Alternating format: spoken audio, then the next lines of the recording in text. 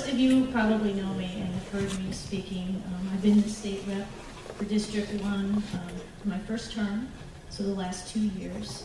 And Cheryl Nuxel touched on a lot of issues that we dealt with down in session this year, which it's amazing to work with good people down there, and that's what we're lacking.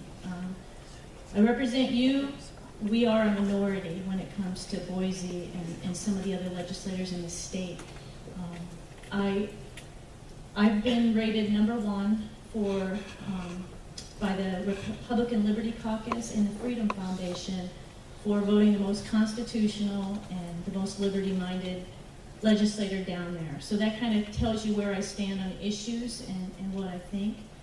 Some of the biggest issues I think we're facing right now is state sovereignty. I believe we need to push back on some of this federal overreach, and the only way to do that is to stand up as a strong state. And that's kind of going to be my focus for the next 2 years if I'm reelected. I do not have a Republican opponent in the primary, which is a blessing from God. I do have a Democrat, and I notice there's a few Democrats in the room today probably jotting down everything I say and questioning me. But that's okay. I think where we're headed as a state, I think people see the errors of our way in the country with the Democrats being in charge for so long, and I'm praying for a huge swing this year in all seats. Let's see what else I had.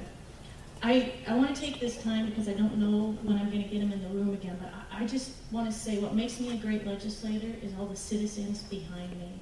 You know, I've given talks all over the power of the engaged citizen.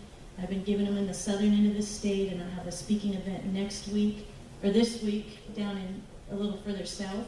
But there are citizens waking up. But I do want to recognize just a few citizens real quick. Chris, would you please stand up? Chris and Doug Patterson, Chris Phillips, Doug Patterson,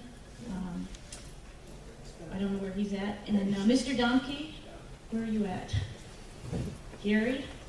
These people have been critical. Every single bill that I vote on, and some of the others up here, we get to see what the citizens think. These people have read every single bill and given citizen input on those bills. And it's critical because I'll tell you what, the lobbyists have lots of opinions on these bills. And you guys have good people in your district that are reading those bills and putting public input. And I just want to thank them, and if you could give them a round of applause for me. And what I was going to say is, we are now green. Idaho is now green. I know I ran on that. We were red. We were #6 in the state. We've replaced 2 out of the 3 career politicians. We have 1 more to go up here in North Idaho. And I'm hoping we'll be super like neon green after next election. Thank you.